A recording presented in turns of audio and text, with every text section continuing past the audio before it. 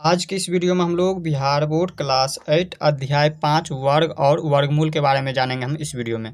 तो देखिए, वर्ग को कहते हैं स्क्वायर और अंग्रेजी में एंड, वर्गमूल को कहते हैं स्क्वायर रूट। तो सबसे पहले हमें ये समझना होगा वर्ग कहते हैं किसे हैं, इसके बाद समझेंगे वर्गमूल के बारे में। तो चलिए, ये वर्ग किसे कहते हैं समझते हैं अपने कॉपी में। तो यहाँ पर देख लीजिए, इसमें दिया हुआ है अध्याय 5 वर्ग और वर्गमूल। इसको अंग्रेजी में क्या कहते हैं, स्क्वायर एंड स्क्वायर रूट। देखिए, क्लास है 8वीं। तो इसमें सबसे पहले हमें समझना होगा वर्ग के बारे में, वर्ग किसे कहते हैं। इसके बाद समझेंगे वर्गमूल के बारे में। तो सबसे पहले वर्ग का पूरा डिटेल हम समझते हैं। तो देखिए, वर्ग में इसमें सबसे पहले हमें समझना होगा इनका परिभाषा। तो वर्ग का अंग्रेजी में इसको कहते हैं स्क्वायर। तो देखिए, इसका परिभाषा होता है, यदि किसी संख्या के घातांक 2 हो तो वह वर्ग कहलाता है। जैसे हम एग्जाम्पल के माध्यम से, यानी कि उदाहरण के माध्यम से इनको हम समझते हैं। जैसे यहाँ पर देखिए, लिख दिया हमने 5 का घातांक 2। ये जो 5 का ये जो है, इसी को कहेंगे घातांक। इसको बोल सकते हैं घातांक, या फिर इसको बोल सकते हैं वर्ग, या फिर इसी को बोलते हैं स्क्वायर, 5 का स्क्वायर। देखिए, इसमें कह रहा है किसी संख्या, जरूरी नहीं कि 5 का, इसमें से हम कुछ भी संख्या ले सकते हैं। जैसे यहाँ पर ले सकते हैं 2 का घातांक, इसी तरह से 6 का घातांक, कुछ भी ले सकते हैं। जैसे 4 का घातांक, इसमें से कुछ भी ले सकते हैं। तो इसमें देखिए, यहाँ पे इसी घातांक को, यहाँ पे देखिए कह रहा है किसी संख्या के घातांक 2 हो तो इसमें सभी का घातांक, ये जो घातांक इसको कहते हैं घातांक, ये सभी में घातांक दिया हुआ है। तो इसी घातांक को क्या कहते हैं, यहाँ पर देखिए वर्ग कहलाता है। जैसे यहाँ पर देखिए 5 का घातांक यहाँ पे 2 है, तो इसमें 5 का स्क्वायर कितना हो जाएगा, तो यहाँ पे हो जाएगा 25। अब कहिएगा ये 25 कैसे हो गया। तो देखिए, इसमें ये आपको जो है 5 है, तो यहाँ पे स्क्वायर लगा, यानी कि घातांक इसका 2 है। तो यहाँ पे हम 5 को गुना कर देंगे 5 से। ये नहीं कि 5 को हम 2 से गुना करेंगे। 5 को 2 से अगर गुना करते हैं तो गलत हो जाएगा। 5 को आपको 5 से गुना करना है। जैसे यहाँ पे 2 है, तो 2 बार हम 5 को गुना करेंगे, तो 5 को 5 से गुना करेंगे तो 25। इसी तरह से 2 का घातांक 2 है, तो यहाँ पे हो जाएगा 4। अब 4 कैसे हो गया, तो यहाँ पे 2 को हम 2 बार लिख दिए, 2 को गुना कर दिए 2 से, तो हो गया 4। अब इसी तरह से यहाँ पे 6 का यहाँ पे वर्ग कितना हो जाएगा, इसी को हम वर्ग भी बोलते हैं, घातांक को वर्ग भी बोलते हैं। तो 6 का वर्ग कितना हो जाएगा, तो 6 का वर्ग देखिए, 6 को हम 6 से गुना करेंगे। ये नहीं कि 6 को 2 से गुना करें, ऐसा नहीं करना है आपको। 6 को 6 से गुना करेंगे, तो 6 को 6 से गुना करेंगे तो कितना हो जाएगा, 36 हो जाएगा। इसी तरह से 4 का वर्ग कितना हो जाएगा, 4 चौके 16 हो जाएगा। देखिए, यहाँ पे 4 गुने 4 करते हैं, तो 4 चौके 16 हो जाता है। तो इस तरह से इसका वर्ग बनता है। तो ये है हमारा वर्ग। आप लोग समझ गए होंगे वर्ग के बारे में।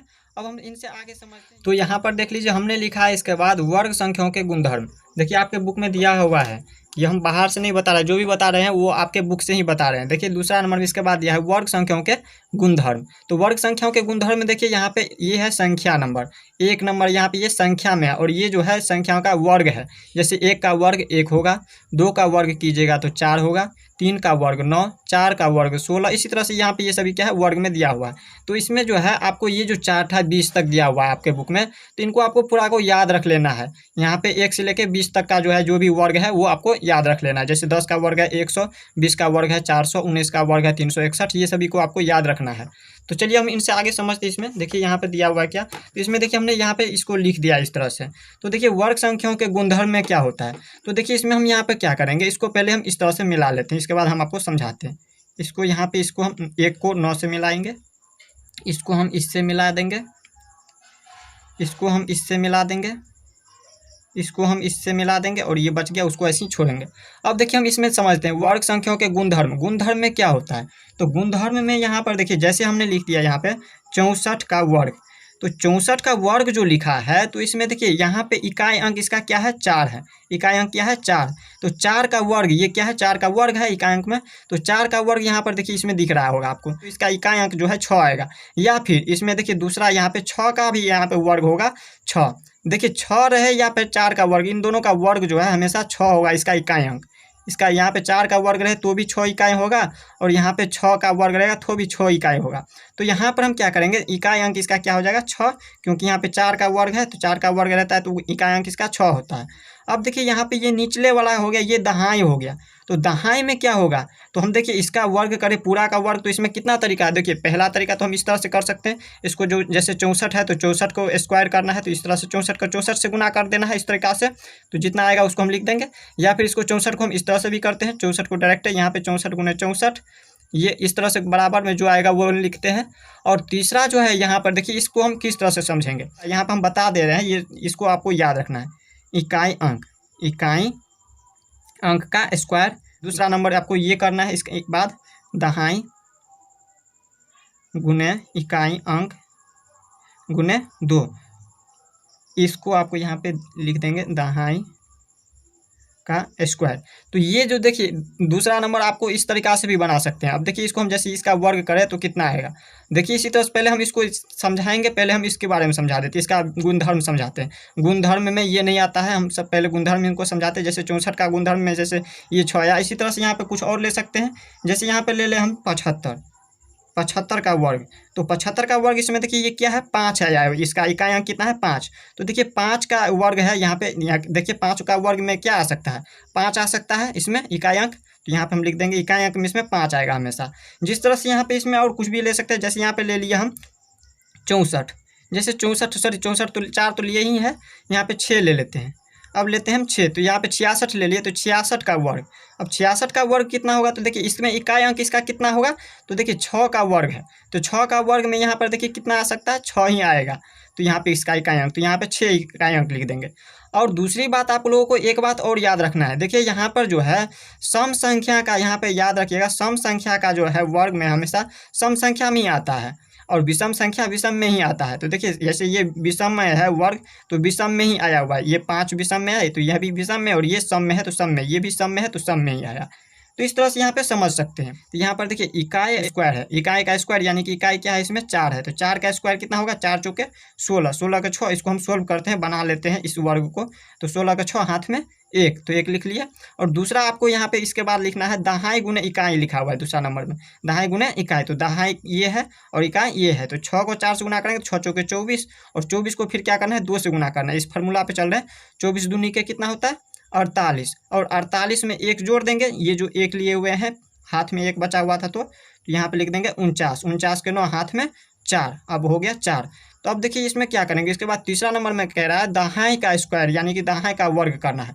तो दहाई कितना है, दहाई अंक 6 है, तो 6 का वर्ग करेंगे, तो 6 का वर्ग कितना होगा 6 गुने 6, तो 6 36, और 36 में ये क्या करेंगे 4 को हम जोड़ देंगे, तो 36 4 कितना हो गया 40। इस तरह से यहाँ पे 64 का वर्ग जो है 40 96 यानी कि 4096 आया, या फिर इस तरह से भी आप गुना करेंगे तो भी इतना ही आएगा। तो देखिए इसके बाद हम 75 का वर्ग करेंगे, तो उसमें जो 5 जिसमें लगे रहे, यहाँ पे देखिए जिसका इकाई अंक 5 रहे, सिर्फ 5 के अलावा 1 से लेकर 10 तक में कुछ भी आए तो उसमें ये फार्मूला काम करेगा, लेकिन 5 वाला में ये फार्मूला काम नहीं करेगा। तो कौन सा फार्मूला इसमें काम करेगा, तो देखिए इसमें क्या करना है आपको, तो 5 जैसे जहाँ पे भी इकाई अंक इसका जिसका 5 हो तो उसमें क्या करेंगे 5 को हम वर्ग करेंगे तो 5 25 हो जाएगा। और इसमें देखिए पीछा क्या है 7 है, तो इन 7 को हम क्या करेंगे 1 जोड़ करके इनसे एक संख्या अगला से हम गुना करेंगे। जैसे 7 है तो 7 को हम 8 से गुना कर देंगे, अगर यही 8 रहता तो 8 को हम 1 से और बढ़ा करके 9 से गुना करते। जैसे यहाँ पे 6 है और यहाँ पे 5 रहता तो यहाँ पे 5 वाला जिसमें रहेगा उसी में, जैसे यहाँ पे 6 है तो उसमें ये फार्मूला का यूज करेंगे, और इसमें 5 है तो 5 वाला में इसमें हम करेंगे, पिछले वाला को दहाई अंक को क्या करेंगे हम 7 है तो 7 को हम एक संख्या बढ़ा करके 8 से हम गुना करेंगे, तो 7 8 के 56। तो इसका यहाँ पे वर्ग आ गया कितना 5625 आ गया 75 का वर्ग। आप इस तरह से भी गुना करेंगे, 75 को गुना करेंगे 75 से तो भी इतना ही आएगा, याद करके रखिएगा। अब देखिए इसी तरह से यहाँ पे है 66 का वर्ग, 66 का वर्ग अब कितना होगा, तो देखिए इसमें हम इस फार्मूला को अप्लाई करेंगे। यहाँ पर देखिए 6 का यहाँ पे वर्ग है, देखिए इसमें पहला इकाई अंक का वर्ग, इकाई अंक ये है 6, तो 6 का वर्ग करेंगे तो 6 36 के 6 हाथ में 3।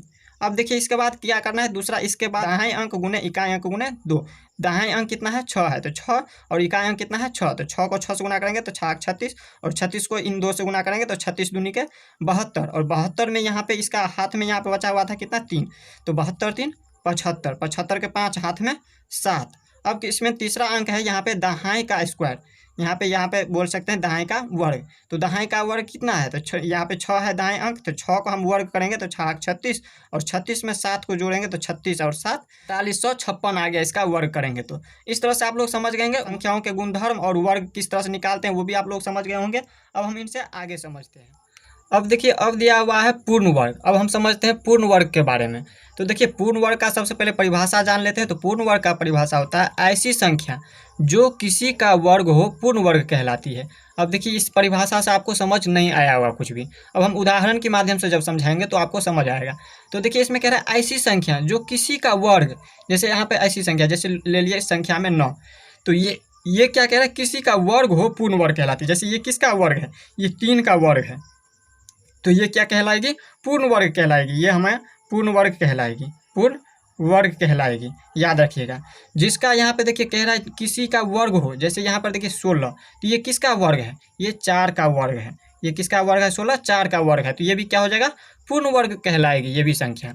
अब इसी तरह से यहाँ पे कुछ और भी ले सकते हैं, जैसे यहाँ पे ले लिए 64, तो ये क्या पूर्ण वर्ग होगा 64, तो ये भी जो है 8 का वर्ग है, तो ये भी 64 जो है पूर्ण वर्ग होगा। अब हम समझते हैं, जैसे यहाँ पर देखिए ये छोटा छोटा था तो हम तो जान गए, लेकिन यहाँ पे जैसे यहाँ पे जैसे यहाँ पे ले लेते हैं 965, तो ये कैसे पता करें कि ये पूर्ण वर्ग है या नहीं है। तो हम इसको पता करने के लिए, हम यहाँ पे पहचानने के लिए एक नोट बता रहे हैं आपको, उसको याद रख लेना है। तो चलिए हम नोट को, वीडियो को स्किप करके लिख लेते हैं। यहाँ पर देख लीजिए, हमने नोट में लिखा है किसी भी संख्या का इकाई अंक 1, 4, 5, 6, 9, 0 की संख्या सम में हो तो वह पूर्ण वर्ग होगी। अब देखिए सबसे पहले इसको समझते हैं, इसके बाद नोट 2 को समझेंगे। देख लीजिए यहाँ पे कह रहा है किसी भी संख्या, कोई भी संख्या हो और उसका इकाई अंक जो है, जैसे यहाँ पर देख लीजिए यही संख्या है, जैसे ये जो संख्या है और इसका इकाई अंक ये हो गया, तो इसका इकाई अंक जो है इतना में से कोई भी संख्या होगा तो हमारा पूर्ण वर्ग होगा। पहचानने का तरीका है, जैसे दूसरा ले लेते हैं हम, जैसे यहाँ पे 666, क्या ये पूर्ण वर्ग होगा, तो इसमें देखिए यहाँ पे 6 आने की चांस, यहाँ पे देखिए इसमें 6 है, तो ये भी पूर्ण वर्ग हो सकता है। अब इसी तरह से यहाँ पर देखिए इसमें से और कोई संख्या ले ले, जैसे यहाँ पर ले लेते हैं 100, तो क्या ये पूर्ण वर्ग होगा, तो ये भी पूर्ण वर्ग होगा, क्योंकि यहाँ पे देखिए हम कह रहे हैं, इसमें कह रहा है 0 की संख्या जो है सम में है, तो इसमें देखिए सम यानी कि 2 है, 2 संख्या है इसमें, अगर यही एक संख्या रहता तो ये नहीं होता। इसमें देखिए एक संख्या 0 या फिर 0 की संख्या विषम में हो तो वो पूर्ण वर्ग नहीं होता है। जैसे यहाँ पर देखिए इसमें यहाँ पे सम में है तो ये पूर्ण वर्ग होगा, अगर एक संख्या रहता है इसमें 0 पर एक शून्य रहता तो ये हमारा नहीं होता। इसमें देखिए दूसरा में क्या कह रहा है, किसी भी संख्या का इकाई अंक 2, 3, 7, यानी कि इसमें से जो नहीं है 1 से 10 तक में, देखिए 1 इसमें दिया है तो इसमें 1 नहीं लिखेंगे, इसमें 2 नहीं दिया है तो 2 इसमें लिख दिए हैं, 3 इसमें नहीं दिया है तो 3 इसमें लिखे हैं, 4 इसमें नहीं दिया है तो सॉरी यहाँ पे 4 दिया है, 5 भी दिया है, 6 भी दिया है, 7 नहीं दिया है तो 7 इसमें लिखे हैं, 8 नहीं दिया है तो 8 में इसमें लिखे, और इसमें 0 की संख्या लिखे हमने सम में है ये। और इसमें देखिए यहाँ पे लिखा है 1 शून्य, सिर्फ 1 शून्य, या फिर शून्य की संख्या जो है विषम में हो। विषम क्या होता है, जैसे यहाँ पर 3 शून्य लिख दिए, 1 पर 3 शून्य लिख दिए, ये हो गया हमारा विषम में, तो इसका जो है पूर्ण वर्ग कभी नहीं होगा, ये पूर्ण वर्ग कभी नहीं होगा। जैसे इसमें 3 विषम है, जैसे यहाँ पे इसमें 5 भी रहता तो वो नहीं होता, अगर 4 होता तो ये हमारा हो सकता है पूर्ण वर्ग। तो इसी तरह से यहाँ पर जैसे यहाँ पे छोटा छोटा ले लेते हैं तो समझ आ जाता है, जैसे यहाँ पे 6, 4 लिख लिए, तो यहाँ पे 64 जो लिखे हैं तो ये क्या पूर्ण वर्ग है, तो इसका इकाई अंक कितना आ रहा है, 4 आ रहा है, तो देखिए इसमें 4 आ रहा है तो यहाँ पे ये पूर्ण वर्ग हो सकता है। इसी तरह से यहाँ पे ले लें 91, तो यहाँ पे 91 लिखे हैं तो ये क्या पूर्ण वर्ग हुआ है या नहीं है, तो ये जो 1 है इसमें यहाँ पे देखिए इकाई अंक 1 है, तो इसमें भी इकाई अंक 1 है, तो ये जो है पूर्ण वर्ग हो सकता है। ये नहीं है कि जरूरी है कि ये पूर्ण वर्ग होगा ही, लेकिन इसमें से अगर कोई भी संख्या है, इसमें से अगर 2, 3, 7, 0 या फिर 0 की संख्या विषम में हो तो वो कभी भी पूर्ण वर्ग नहीं होगा। लेकिन इसमें से आपको जांचना, इसका मतलब ये नहीं है कि सभी पूर्ण वर्ग होगा ही, इसमें से भी कुछ नहीं हो सकता, लेकिन इसमें से कोई संख्या जैसे 2 आ जाए इसके जगह पे तो ये कभी होगा ही। तो इस तरह से आप लोग समझ गए पूर्ण वर्ग के बारे में भी। अब हम समझते हैं इनसे आगे। अब देखिए अब है पाइथागोरस त्रिक। देखिए आपके बुक में दिया हुआ है, यहाँ पर देख लीजिए आपके बुक में भी दिया हुआ है पाइथागोरस त्रिक। तो अब हम समझते हैं पाइथागोरस त्रिक के बारे में। तो देखिए यहाँ पे पाइथागोरस त्रिक का परिभाषा होता है, ऐसी संख्याएं जो 2 संख्याओं के वर्ग का जोड़ तीसरी वर्ग संख्या के बराबर हो तो वह पाइथागोरस त्रिक कहलाता है। अब देखिए हम इसको उदाहरण के माध्यम से समझेंगे। तो जैसे यहाँ पर देखिए हम पहला समझ लेते हैं। पहला हम समझते हैं, जैसे यहाँ पे लिख दिए 3 का वर्ग प्लस 4 का वर्ग बराबर 5 का वर्ग। अब देखिए यहाँ पे हमने इसको लिख दिया, अब हम इनको समझते हैं। जैसे कह रहा है, यहाँ पर कह रहा है ऐसी संख्या जो 2 संख्याओं के वर्ग, 2 संख्या, देखिए पहला संख्या ये हो गया, दूसरा संख्या वर्ग का ये हो गया, तो कह रहा है इन दोनों का जोड़ने पर, इन दोनों को वर्ग करके जोड़ने पर तीसरी वर्ग संख्या के बराबर हो, इनके बराबर हो जाए तो वो हमारा होता है पाइथागोरस त्रिक। तो जैसे यहाँ पे समझते हैं, देखिए 3 का वर्ग कितना होगा, 3 तिया के 9 होगा, और प्लस में है तो प्लस देंगे, और 4 का वर्ग कितना होगा, 4 चौके 16 हो जाएगा, और बराबर में 5 का वर्ग कितना होगा, 25 हो जाएगा। अब देखिए इन दोनों को जोड़ेंगे, इन दोनों को क्या कह रहे हैं, जोड़ने पर तीसरी वर्ग, तो यहाँ पर देखिए जोड़ेंगे तो हो जाएगा 25, और बराबर में आ रहा है 25, यानी कि इनके बराबर ये आ गया, तो ये हो गया हमारा पाइथागोरस त्रिक। अब हम इसी तरह से समझते हैं दूसरा नंबर। अब समझते हैं दूसरा नंबर। देखिए दूसरा उदाहरण ले लेते हैं। जैसे यहाँ पे लिख देंगे 6 का वर्ग प्लस 8 का वर्ग बराबर 10 का वर्ग। अब देखिए इसके बराबर ये हो रहा है कि नहीं, अगर इसके बराबर ये हो गया तो ये हमारा पाइथागोरस त्रिक होगा, वरना नहीं होगा। तो जैसे यहाँ पर देखिए 6 का वर्ग कितना होगा, 6 के 6 से गुना करेंगे तो 36 और प्लस 8 का वर्ग कितना होगा, 8 को 8 से गुना करेंगे तो 8 8 64 और बराबर में 10 का वर्ग कितना होगा 100 हो गया। अब देखिए इसके बराबर ये हो रहा है कि नहीं, 6 और 4 10 के 0 हाथ में 1, 6 और 3 1 9 और 1 10, 6 3 9 1 10 बराबर इसमें भी हो गया, यानी कि इसके बराबर ये भी आ रहा है। तो ये भी क्या हो गया, पाइथागोरस त्रिक हो गया। वर्ग के बारे में तो हमने समझ लिया, अब हम समझते हैं वर्गमूल के बारे में। तो यहाँ पर देख लीजिए हमने लिखा है वर्गमूल। अब वर्गमूल के बारे में हम समझते हैं। वर्ग में हम क्या करते थे, जैसे यहाँ पे लिखते थे 5 का वर्ग, तो ये होता था 25, यानी कि 5 का वर्ग 25 होता था, ये होता हमारा वर्ग। और वर्गमूल, अब देखिए इसका जैसे ये जो है 5 का ये हो गया वर्ग, ये क्या हो गया वर्ग हो गया, और इस 25 का जो वर्गमूल निकालेंगे तो होगा 5, ये क्या होगा वर्गमूल होगा 5, वर्गमूल। जैसे हम समझते हैं यहाँ पर देखिए, जैसे यहाँ पर हम लिख दिए 5 का वर्ग, तो ये जो 25 आया ये हो गया वर्ग हो गया, 5 का ये जो वर्ग किए तो 25 आया। और वर्गमूल हम निकालते हैं, जैसे ये 25 है इसको हम वर्गमूल निकालते हैं, 25 का वर्गमूल हम निकालते हैं, जैसे ये इसको कहेंगे हम रूट, और इसी रूट में हम निकालते हैं, इसी तरह से हम निकालते हैं वर्गमूल। जब भी वर्गमूल निकालना रहता है तो हम इसमें रूट लगाते हैं। तो इस तरह से हम जैसे 25 का वर्गमूल निकालते हैं तो यहाँ पर कितना होगा, तो ये जो है 5 होगा, इसका वर्गमूल कितना होगा 5 होगा, तो यहाँ पर हम लिख देंगे 5, ये क्या होगा इनका वर्गमूल हो गया। इसी तरह से यहाँ पे हम निकाले कुछ और का, जैसे यहाँ पे निकालते हैं 64 का वर्गमूल, 64 का वर्गमूल कितना होगा 8 8 के 64 होता है, तो इसका 8 हो जाएगा वर्गमूल, वर्गमूल कितना हो जाएगा 8 हो जाएगा।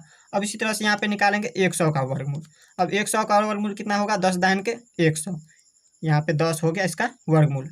अब इतना तो हम समझ गए, जो वर्गमूल इस तरह से हम लिख दिए। इसका है हम दो तरीका से निकाल सकते हैं, पहला हम निकाल सकते हैं अभाज्य गुणनखंड विधि से, और दूसरा निकाल सकते हैं हम भागफल विधि से। ऐसे तरीका और भी है, लेकिन हम दो तरीका से ज़्यादातर निकालते हैं वर्गमूल। तो यहाँ पे हम पहले निकालते हैं वर्गमूल अभाज्य गुणनखंड विधि से। तो यहाँ पे लिख देंगे पहला हम